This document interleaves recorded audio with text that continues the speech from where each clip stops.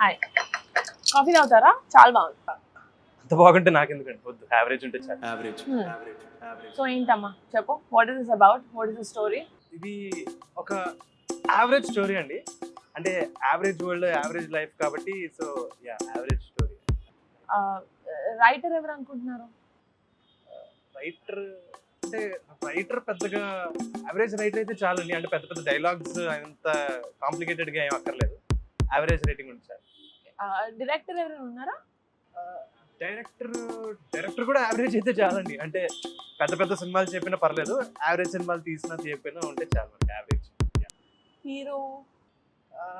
Hero hero ఒక average గా అంటే average looks, average wait, average height, average గా ఉంటే చాలండి. అంటే బాయ్ నెక్స్ట్ లాగా ఉంటే చాలు. హీరోయిన్? అది యావరేజేగా?